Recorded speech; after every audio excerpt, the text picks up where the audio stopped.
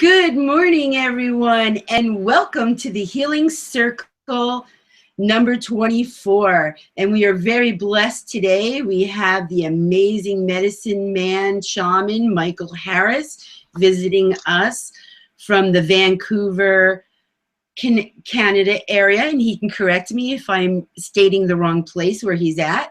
Welcome, Michael. Thank you. Yes, we're from the land of the igloos and the sled dog and such. You know, we got the day of the long sun today. I'm teasing you, of course. You know, it's really interesting that people get confused between Canada and the United States. And we really don't live in igloos here, and we really don't have sled dogs. We have everything you have, including sunshine and grass and flowers. I just thought I'd throw that out there. I love it. And why not add humor, right? Sometimes I tease people who are from the deep south of the United States and talk about I have to go home and build a new igloo because the other one's falling down, and they go, really? Anyway. I love it. I so love it. So everybody, we are talking about sacred fires, sacred ceremonies, and stones giving messages, and probably a lot more than that. And first, we would like to begin by inviting the ascended masters and the grandmothers and all the elementals. So I would like to put on my shaman blanket for this part. I won't keep it on too long because it's wool, so it'll be hot. You also have a shaman's hat, do you not? Yes, I do. You have it with you? Yes. Could you put it on for us? Sure, I've got my moccasins on too. So I want to make sure that while we're discussing this, that we share all varieties of how we create ceremony. That's correct. Yes. So what you're wearing is regalia. It's not costume. Oh, yes, correct. People say, "Oh, I like your." People say, "Oh, I like your costume," and the difference between regalia and costume is clowns wear costumes. We are not clowns. We wear regalia, which means we're wearing clothes and items on us that are working sacred items. And so you look very beautiful in your shaman's outfit. Thank you. You're welcome. All right, should we begin? Begin. All right. First of all, and Michael, you can agree or disagree with me, but please add what you believe, that it is always important that when you are lighting sacred sage or any sacred material such as sweetgrass or cedar, it's always important to use stick matches or cardboard matches. Isn't that correct? That's preferred. But in the essence of being able to do it and you don't have any matches and you happen to have a magic stick like a lighter, then you use that because it's still fire. So this traditional, we like to use matches or whether they're paper or wooden. So what you have here is you have white buffalo sage, and it grows wild in California. And the sage, when we're smudging with it, we're using the smoke, and what it does is it cleanses you, your heart, soul, mind, body, and spirit, and it pushes away the negative energy. So that's the qualities of sage. And Michael, did you know that scientists have done tests on sage, and when a person smudges their house or apartment or anything like that, it holds the vibration for 30 plus days. And they only recorded up to 30, but they did say it went past 30. So that's pretty amazing to know that this has so much power in it that it will last plus 30 days in your cleansing and protection. Yeah. So what's also interesting is the traditional healers and medicine people didn't need the scientists to know that because the spirits talked to us about that. Yes, I'm just stating that for those who are on the scientific level. Yes, I hear you. I hear you. All right. So smudging Michael. Hey, hey. No, wait. I'm sorry. I got ahead of myself. Forgive me. In a sacred way, I ask to connect with the spirit and medicine of this sacred sage. In honor and gratitude, I ask you to please cleanse Michael, myself, and all our listeners live and in the archives. Please, thank you. Hey, hey. AA. We always be respectful to what we're working with. My hand is on your heart, Michael. I honor this man. Aho. Oh.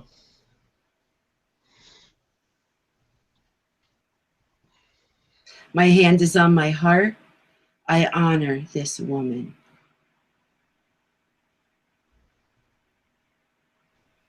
As we smudge every man and woman live or later in the archives, I honor the man in you. I honor the woman in you.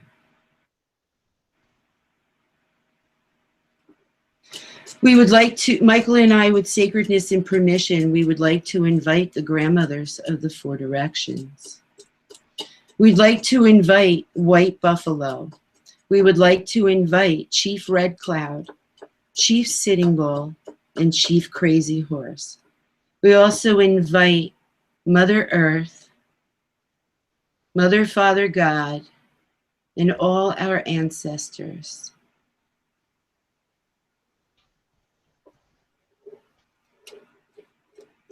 So, Michael, one of the things that we wanted to start off with was prayer.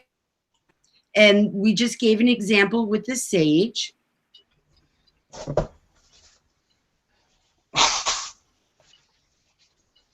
This is correct. And the other thing that and please add to this, the other thing that I also do when I'm doing ceremony or I'm getting ready to meditate and creating sacred space is I have a little baggie here. I used to have medicine pouches. I need to replace them. And I have sacred sage in here. I have sweetgrass and I have cedar. So I will also combine these, and I will also add a little tobacco on top, which I don't have in my presence right now, but normally that's what I do. And the tobacco I put in for honoring the fire that's going to carry these sacred energies and sages. Okay. Do you want to add anything to that? No. You're doing fine. Okay. All right. So, and again, I would do the same thing with this. When I light this, I would honor the Four Directions. One thing I did neglect to mention, and I will mention it now,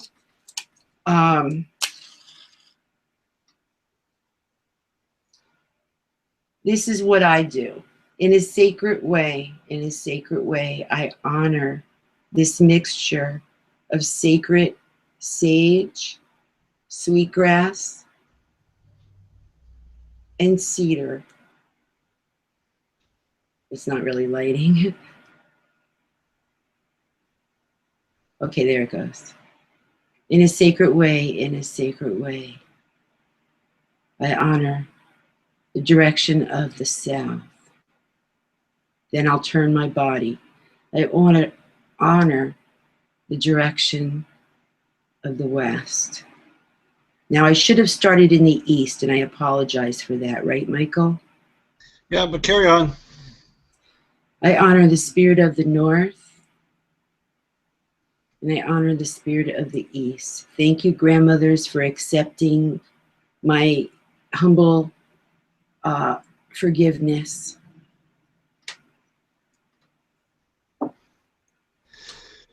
So that brings up a point of when we're doing ceremony and culture, it's our intention. That's really what we're looking at, is our intention. The spirits are very forgiving. And so we normally would start in the east because that's where the sun comes up. That's the new beginnings, and then we move on to the south and the west and the north. But Jean was guided by the spirits to start in the south, and so we could look at it from the point of view that that's where the coyote is, and so there's a little bit of coyote happening with this meeting, with this time this morning with everyone, so we can have some laughs and giggles. And so we just be light with it. Our intention is to be honorable, and the spirits know that. So there's no disrespect meant. Hi, hi. Uh-huh. So we want to talk about personal prayers, and you started that. And I often find that people who have started new on their journey aren't really sure how to pray. And so we all have a higher power. Whatever name we use, God, Creator, whatever name that you use for your higher power, that's who you're praying to or you're praying through. And we start off by honoring Creator, God. And so we say, oh, great Creator, we just pray to you and ask you to hear our humble prayer. And so now we've addressed ourselves to the higher power, and we've let them know what our intention is that we're going to offer you a prayer. Now, a prayer could be as simple as, thank you, and that's a prayer. So you're giving thanks. So we often will pray for family and friends, or we might be praying for people who are going through very difficult times. Or we're going to have a ceremony, and we want the ceremony to be guided by the Creator or spirits of Creator, so we can pray for that. And I'm reminded by my elders that when we're in prayer, when we're in ceremony, we should keep our numbers down to basically around 4. And the reason is that you give a lot of strength to 1, 2, 3, or 4 things.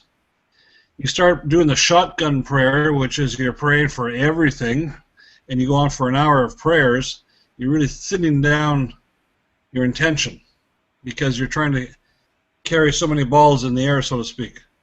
And so it's better to say a prayer focused on 1 to 4 things, be very powerful in those prayers, and then you can end that prayer. And if there's more than 4 things, you can begin another prayer, and you can pray like that all day long, but you're giving strength to those 1, 2, 3, or 4 things.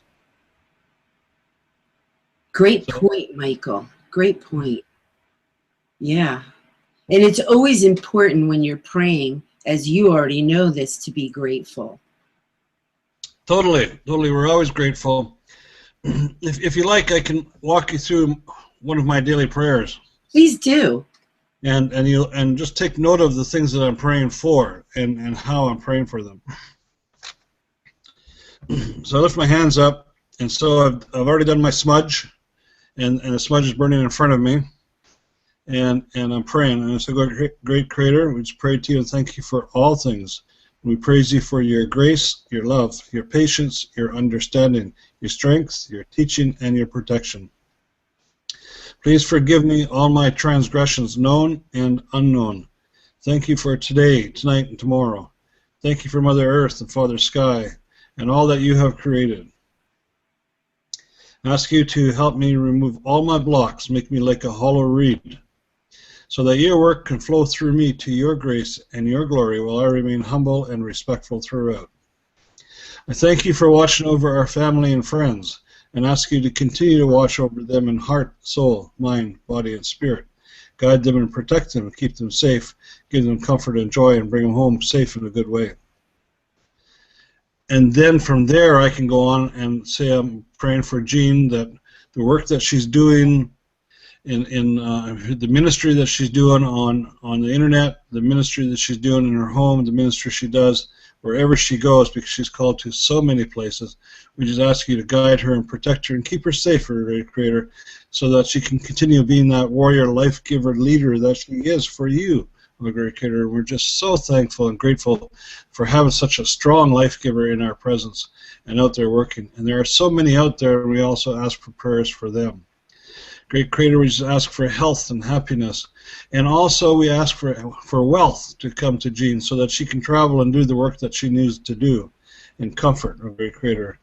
And we thank you for this. And thank you for this opportunity to come here and be on on the internet and talking to many people and sharing teachings with them. I love you and praise you, great Creator.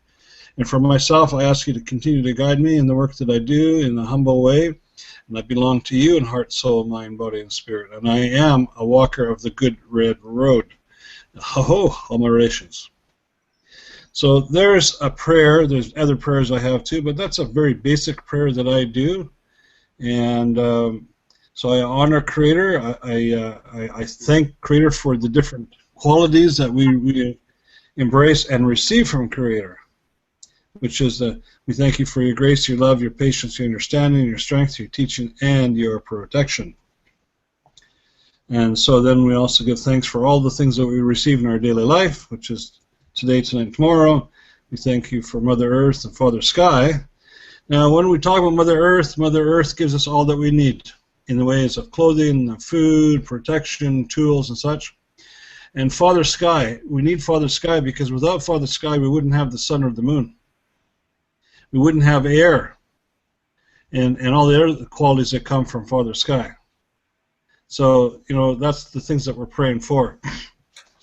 And I have heard so many beautiful prayers over my lifetime and when we go to ceremony and such.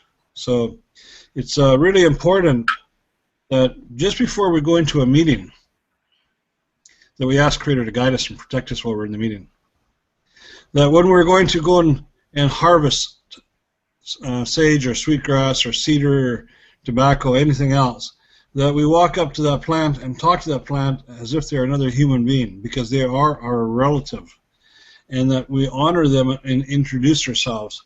And so if I was going to say go to a cedar tree, and that's a powerful, powerful medicine, is I would introduce myself to Grandfather Cedar Tree because he's the biggest one there, or Grandmother Cedar Tree because she's the biggest one there, and I would take some tobacco and I would place it on a bough or in a little crick or someplace in the tree and say, my intention is to offer this to you to honor you, and also I've come here to do work with you. And I would like to bring some of your boughs with me to a sacred ceremony so you could help the people. And then I would share with the tree just like I would with a human being, and then eventually I would say, now I'm going to ask permission to take a bough from you. And when I'm doing this talking and praying and offering of the medicine, I'm really being mindful to pay attention to the vibrations and to the messages that the tree is sending to me. And I'm reminded that the last time I went to harvest some cedar, we were doing a sacred ceremony where we were bringing other elders into a sacred circle. So it was an inclusion and honoring ceremony. And what we wanted to do is bring boughs of cedar and put it on the floor and then have these new elders stand on the cedar so they're in a sacred space. And then we would do our work of honoring them and bringing them into the circle and joining with other elders. So while I'm taking pieces of, and I'm being guided by a tree which ones to take, by the way, and as I'm cutting off these boughs, the cedar tree talked to me. And the cedar tree told me, not only will you have the elders stand on parts of my body while you're honoring them and healing them and bringing them in the circle, but as the people come into the ceremony, you're going to have two life givers standing on either side of the entranceway, and you will brush them down with the boughs. And in that way, you're cleaning them off, you're healing them, and you're making them holy. Nice. Oh, ho, ho. So that meant I had to bring more boughs with me so that I could do that work. And then when I arrived to go to the people who were conducting, I think we froze. I'm not sure if you hear me. Can you hear me? Yep, you unfroze. You only froze for a second. Okay, so what I then was able to do was go to the leaders of the ceremony and share with them what took place when I was receiving the boughs, and also then take two life givers who had never done this work before and give them a teaching on how to brush people down. And then as the people came in, they got brushed down. Many of them understood the ceremony, but there were new people there too, so we then had an opportunity to teach new people about the brushing down of boughs, cedar boughs, and also we were able to give the teaching to those that already knew, so they got revisited with another person sharing a teaching they knew from another, possibly another direction. So those are personal prayers and public prayers and public ceremony that we thought we'd share with today. Jane? That is beautiful, Michael. I love that. And it's so amazing the guidance and teaching that the cedar tree gave you, because I've had lots of experiences myself with trees, and they are really amazing. And I'm glad that we will be talking even further about that and including stones. Did you want to more about prayers? I'm sorry, I lost you. Say again, please. Did you want to say anything more about prayers? I think that's a beginning. I think we can maybe move on to another subject if you like. Okay. Well, we've talked about cedar and sage and sweetgrass and prayers. Let's bring in the candles. Okay, so you have a candle lit there beside you or behind you? Yes. And so the teaching and understanding that I have with that is that it represents Grandfather Sun. So that's the male aspect. And so what does the male aspect do for it? Well, it gives us light, it gives us heat, and it also gives us vitamin D when it hits our skin, which will keep us from becoming sad. Because there's a sickness out there where people don't get enough vitamin D, and then they go into depression. And so if you're in an area where you don't get a lot of sun, or if you're, say you're someone who's stuck inside the house all the time and you don't get a lot of sun, then you need to take some supplements for vitamin D. Otherwise, you can get a term called SAD, what basically means you go to depression because of lack of D. I've also heard it called the winter blues. Yeah, same thing, same thing. And so also we use fire. Fire is also a cleanser. And so if something has gone really bad, like in the old days when we had sickness, before we really understood sickness, we would take everybody's clothes and bedding and everything else and burn it. And what we were doing is actually killing the germs that was in the bed and in the clothing and such, right? So there's the healer. And also when we have on Mother Earth, when we have an area on Mother Earth that's become congested with too many trees and too many things, and then as the tree is growing, it'll drop leaves, it'll drop needles and everything else, and then pretty soon, especially with needles, the ground gets to the point where nothing else can grow there because it's got such a thick covering on Mother Earth, and that's when a lightning strike or something will happen that will cause a fire, and you'll have a forest fire. And so it's kind of a natural order of balance, because what happens then is they have the forest fire.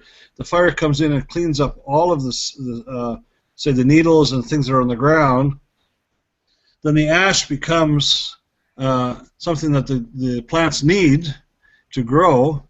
And now they've opened up Mother Earth because everything that was covering it is now gone and it can breathe. And then you have seeds that fly in the air, or birds are eating stuff, and then they naturally drop things. We have droppings. And by the way, apparently if you do get a dropping on you from a bird, it's good luck. That's what they say. Maybe it's good luck you didn't have your mouth open or something. I'm not sure about that. That could be. So at any rate, then the ground is then able to begin growing again. Something that happened before Europeans came to North and South America, particularly where the buffalo was concerned, and the buffalo gave so much to the people, that they would want the buffalo to come to them rather than go and chase the buffalo all the time.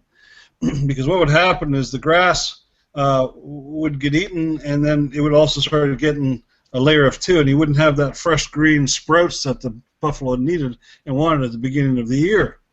And so what the First Nations used to do would purposely set a prairie fire. And the fire would sweep across the prairie until, I guess, the wind would change and then push it back on itself, and the fire would naturally extinguish. Maybe there was a thunderstorm or something, but it would naturally go out. And then that area that was burned, it would replenish itself with the roots that are still there, and you'd have this fresh green grass and whatnot that the buffalo loved. And somehow the buffalo would be guided to the fresh grass, and then the First Nations would be there waiting to offer prayer, and they would really prepare themselves in a big way for the coming of the buffalo. Very thankful, very grateful, many prayers, ceremonies, and then when the buffalo came, they came and they would cull the herd, and they would take what they could from the buffalo herd for themselves, for sustenance, for them to food, get tools, clothing, housing, whatever. But they were always very careful not to take more than they needed. And but that's what they were doing with Mother Earth to bring the buffalo to them, so they would actually set a grass fire. And that would be good for the Mother Earth in that way. Today, because we manage our forests in such a strong way, that it doesn't get that natural burning. And so then what happens is we protect the forest for so many years, and then we hit a tinder dry year like we are right now. And then when someone throws a cigarette butt out their window, or are in the woods smoking, and they drop the cigarette butt instead of extinguishing it properly, and then you have the beginning of a forest fire, and then you have a raging fire that can't be put out because it's so tinder dry. We recently had the Vancouver Fire Department come on camera, and they went to a small area by the roadside where the grass is right now brown because it's so dry. They took a cigarette butt that was about this long, and they lit it with a lighter. They didn't puff on it, they just lit it. And the cameras were rolling, they had all the fire hoses ready, and then when the cigarette butt was, you could see there was a coal on it, they dropped it onto the grass and just left it. Within 10 seconds, you had a fire this big, and within 15 seconds, you had a huge fire. It just exploded right out. And so they immediately turned on their fire hoses, contained the fire, extinguished it, but it was very strong how quickly the fire goes. So you can imagine if that's in the forest, and then the ground is on fire and immediately goes up the tree, and then it starts jumping from tree to tree, and it goes very, very fast. And for even people that are in the forest and the fire is coming towards them, if they get too close to the fire, they cannot outrun the fire. The fire will outrun them, and then you will die or suffer big hurts. Excuse me, Michael. Excuse me. I have to put you on hold for just a moment so that we can call into Blog Talk. Okay, I'm on hold. I apologize for interrupting, but so that we can call in, okay? Not a problem. We'll be right back, everyone. Stay tuned.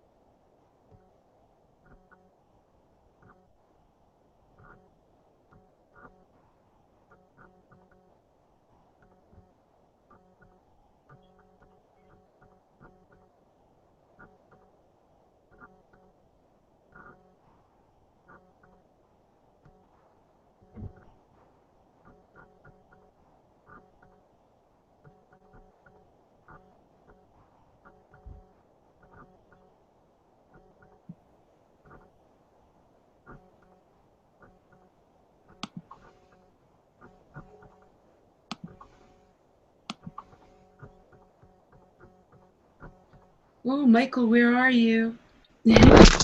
Oh, there you are. Okay. I'm just going to quickly switch my top because I'm sweating profusely under here. Your show will go live in 5 seconds. 4, 3, 2, 1. Blog Talk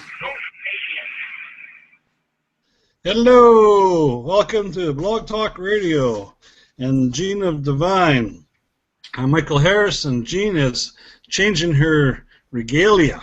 You're looking beautiful there, Jean. So we were here and we were talking about lighting candles and fires and how honoring the fire is and the candles are, and that they represent Grandfather Fire. And so I think we've kind of gone over the lighting candles and fires and such.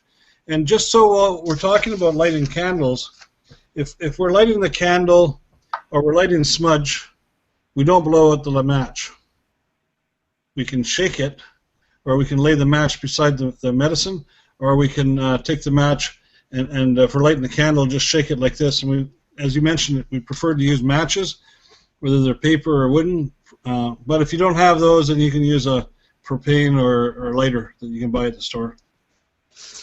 So that's kind of where the lighting and candles, unless you've got anything more to add to that, Jean?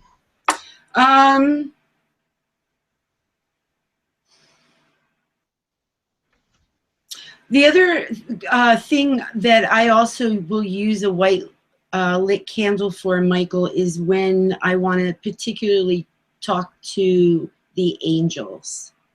So I will light a white candle with the intentions of specifically communicating with them also. Yes, that's good. Yes. I switched because this is also made of wool. This was made by a Peruvian family for me for when I do sacred ceremonies. So I was really blessed with that. Well, why don't we move into some of the reasons why there's the benefits of meditating in prayer, and how it also not just affects your life, but also your health. It's a great idea. I support that.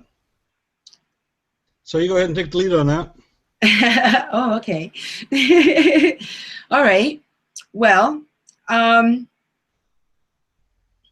we've already smudged. We've already done our cleansing. We've already lit our candle. We've already lit all the sacred herbs that we intend to light. And now it's time to sit down for your prayer or what it is that you want to accomplish. Now, some people, when they sit down to meditate, they will meditate for balancing their internal body with their physical body, with their higher self. And some people will meditate for prayers for things or for praying for other people. And some people will meditate and pray for manifesting.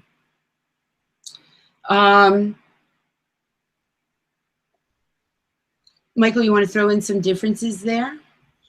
Well, when we meditate, obviously we're trying to get in the moment, be in the moment. And people say, what do you mean be in the moment?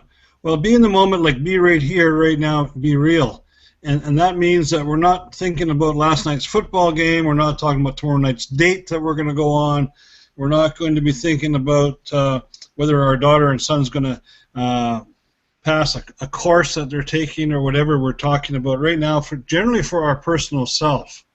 And so the first thing we're trying to do is we're trying to shut down the brain. And a lot of people don't recognize or realize that the brain, you're in control of your brain. The brain is not in control of you. But often the brain will take control of people if they don't control the brain. And which means the brain will freewheel, and you'll have all these thoughts coming rolling through your head, and you can't stop them. And you're laying there in bed trying to sleep, and you got all these thoughts that are going through. And you're at school, and you're trying to study on a subject, and you're thinking about all kinds of other things. And so you need to control your mind. You need to control your brain.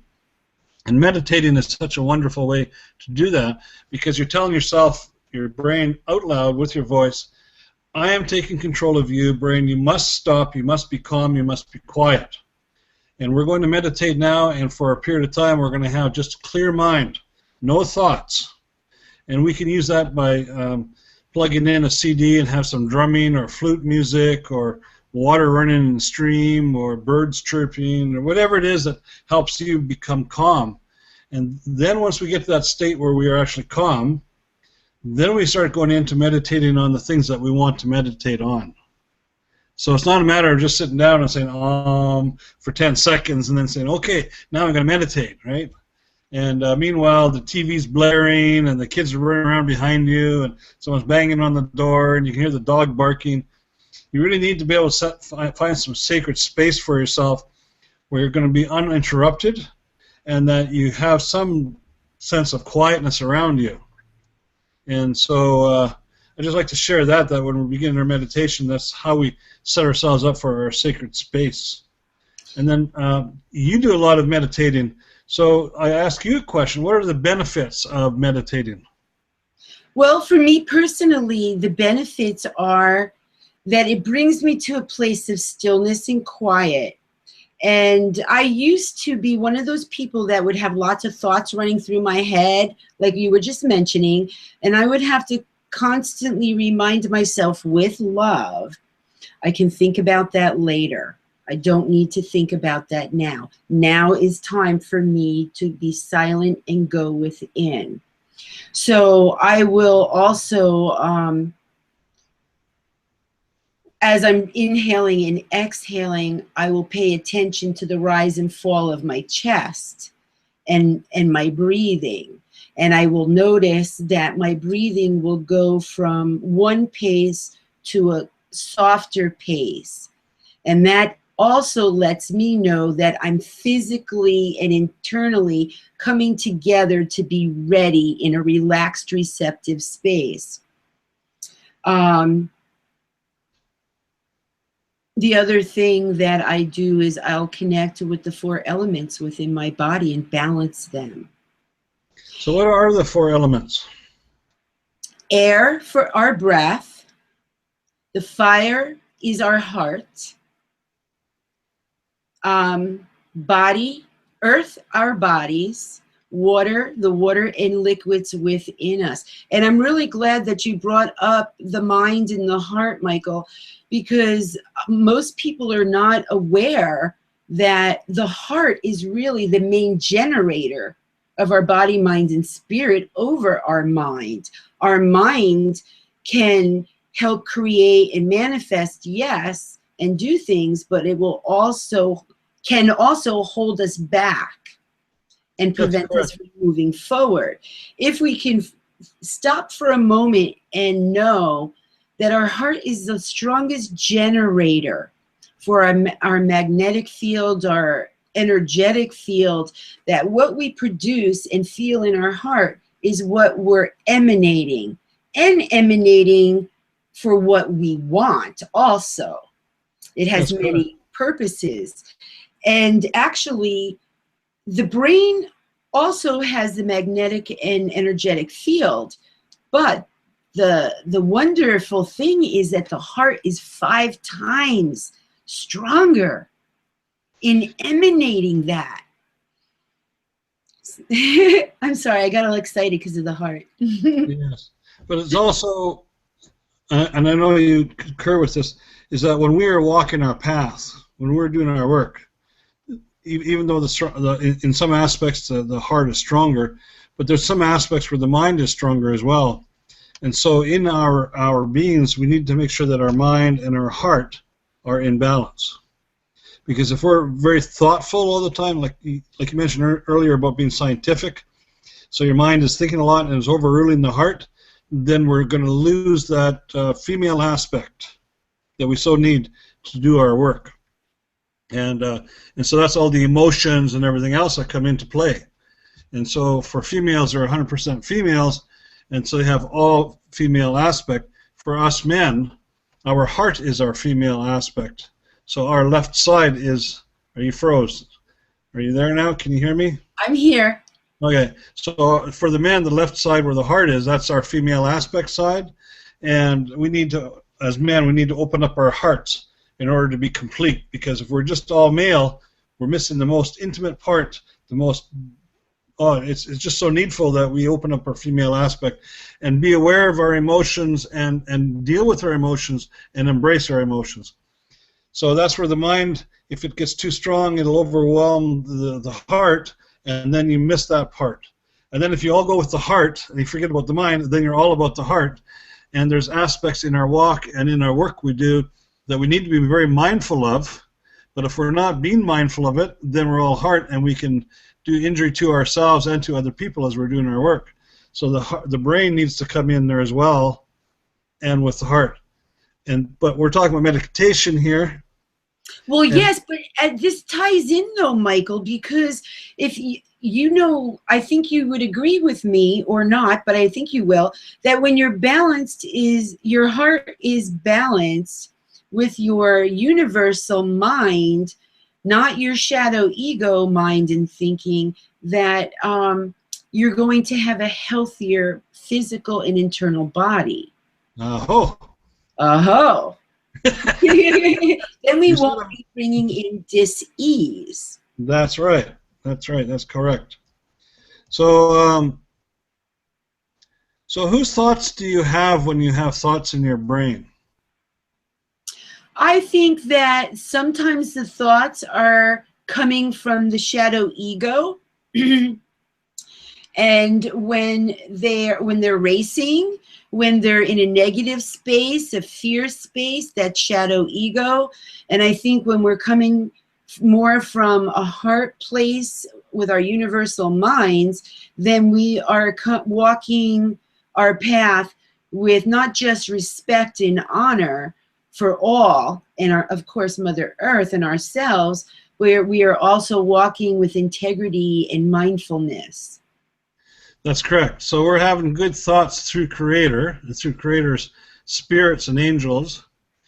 But it's also, we're aware that we can have thoughts being placed in our mind that don't come through Creator and that are not ours. So there's the black entities out there, and they're trying to bring negativity and disrepair and disease and everything else.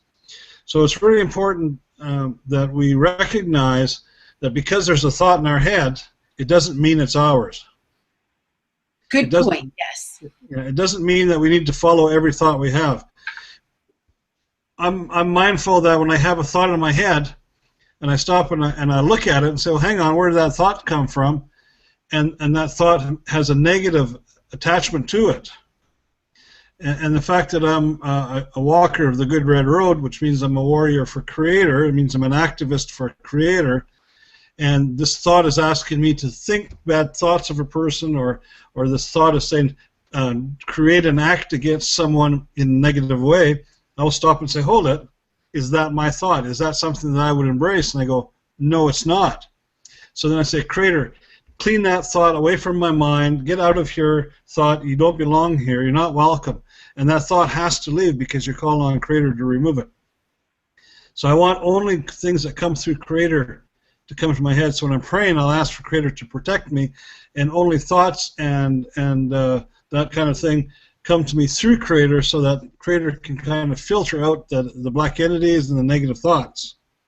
Yes, and you're probably also aware of this, Michael, that dark entities love to attach to people who are drinkers of alcohol, drugs, whether they're mainstream drugs, like pharmaceutical, or street drugs. Anybody who is wounded deeply, such as contemplating suicide and depression, will also attract those dark beings too. Well, that's correct. And I'm also reminded by the elders that the people who participate in negative activities, as in drugs and alcohol and other things, they're already wounded, like you mentioned. They're not protected, and sometimes they're not protected because they don't know how to heal themselves. They don't know where to go to get healed. They don't know where to get help. Or if they do get help, or they start thinking that they want to get help, then the black entity is going to put thoughts in the heads of doubt of those people who can help them and say, don't trust them, don't go to them, it's a waste of time, and you can have all these kinds of negative connotation thoughts in their mind. And then they'll be overwhelmed by it, and then they'll feel alone and desperate, so then they'll turn again to the drugs and alcohol or whatever they're using to make themselves feel good. Because let's stop and think about it. It's not the drug and the alcohol and the sex and everything else that people use to feel good that's really the problem. The core problem is that their spirit is sick. And that's actually something that we were going to talk about, spirit, personal spirit and healing and such. So if I can just slide into that, is that okay? Please do. So the spirit is sick, and as a result of the spirit being sick, it will manifest itself into a physical or mental sickness. And so when we go to the doctor or the therapist, then the doctor and therapist they are really treating a symptom of the sickness. And it's good that they're treating the symptom, but we need to get to the core problem, which means that their spirit is sick. So how do we heal the spirit? Well, one of the things that we have to acknowledge that our spirit needs to be healed. And you've heard that saying, physician, heal thyself, or everything you need is in your heart, that kind of thing. And it really is true in the sense that we need to acknowledge our spirit. We need to try and to begin to heal our spirit. And so there are ways that we can do that. And there's some very simple ways. One is we acknowledge our spirit. And that's really important, because the reason we need to acknowledge our spirit is that throughout our whole life, typically we are taught to look after everything outside. We're looking after our family, we're looking after our neighborhood community, we're looking after our state or province community, we're looking after our country, we're looking after people from other countries, and we're not paying attention to ourselves. So we acknowledge now that we're going to stop for a few minutes, an hour or whatever, and we're going to heal ourselves through Creator. And so I say that from my elders' point of view is that when we wash ourselves in the morning, we're washing our face, and in front of us there's a mirror, and so we can see ourselves, we can see our reflection. So take the time to stop and look ourselves in the eye. And when we're looking ourselves in the eye, then we say, I love you. So look yourself in the eye and say, I love you. Now, if you haven't been doing this, you haven't been doing any personal healing, don't be surprised if you have a hard time saying that, and don't be surprised if you start crying. Because now, all of a sudden, you're sending warmth and emotion and love and respect and honoring to your own spirit, and your own spirit has been neglected for maybe your whole lifetime. And all of a sudden, it's getting some love and warmth, and then your spirit is joyful. And it'll cause you to cry. Happy tears. And tears are healing, so it's important to let yourself cry. And then coupled with I love you, you can also say you are worthy. And say those two statements for 90 days. Not for 3 months, but 90 days. And you check it off on the calendar every day after you've said it. And then throughout the day as you're going through your life, if you see yourself in a reflection, say in the store window or another mirror somewhere, you can just mentally state, I love you and you are worthy. So you continually support and embrace your own spirit. That's one simple way to begin the process. And of course the other one is going to places of people that are in a healing mode, that are doing ceremony, meditating, or whatever kind of course you can have that's spiritual that'll help you heal, and participate in those. And so there's a lot to this subject. It's a show on its own, I know, but I want to pass it back to you for a comment, please.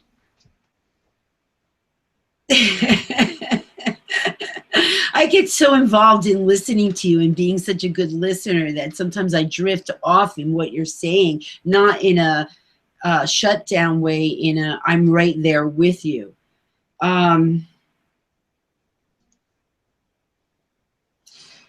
Every other week on the show, Michael, I go through this process of teaching how to balance their heart soul song, because like we've been talking, and like what you just said, how important it is to work the heart with the mind, but that the heart being the largest organ for our true selves, it's important to make sure that we tune it up.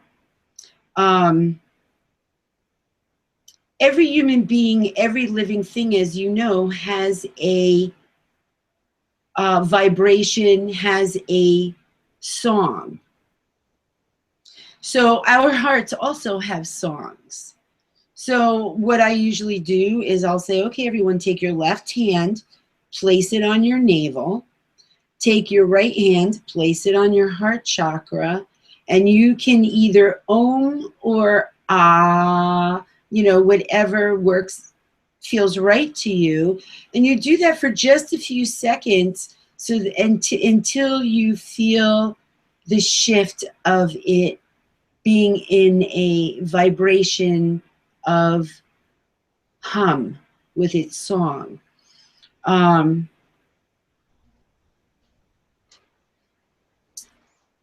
if we could tune in to all living things, we would hear an amazing symphony. I agree with you. And that's where, go ahead.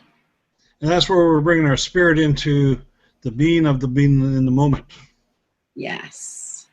And how many people, Michael, really need to practice, because so many centuries of programming people that all the answers are outside of us. Yes. When they're inside. As you know, and I'm sure you agree, we have all the answers inside. We have the knowledge and the DNA strands to heal anything within us. Through Creator. Yes, through Creator, of course, because that's where we're made from. But we've been given these gifts to be able to do this on our own. Now, in the meantime, people come to healers and medicine men and women to help them heal some of their core stuff so that they can begin to do their own work. As you know, it's very important for everyone to take ownership of their own work. Yes, we as healers are guided by the divine and Mother Earth when we're doing a healing ceremony or a process, but you also know that it's 99.9% that person who is receiving's responsibility to release and accept. That's correct. And they must also do some of their own work. Well, that's what I'm talking about. That's what I said. I said a lot of people come to us because they don't know what to do, or they're just in such a state that they can't see enough within them that they can heal themselves. And so we help begin the process for them, people like us around the world, and then we help them learn by teaching them, guiding them to other methods and ways so that they can do this. And the first step, as you know, is taking ownership. That's correct. That's why I mentioned that, is that sometimes people will think that I'm going to go to Gene and Gene's going to fix everything, or they're going to go to Michael or whoever.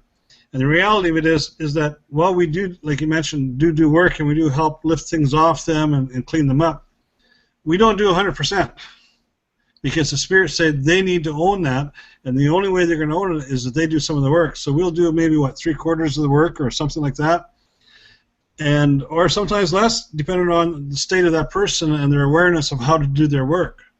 And even you and I, as people who do work for Creator, we'll go to each other for each of us to clean each other up. Mm-hmm. Because ultimately, what are we? Every person on Mother Earth, we are spirits having a human being experience. I want to say that again. We are spirits having a human being experience. And so sometimes our human being experience will kind of overrule or kind of take command of the situation. And in that, the Spirit's going to learn.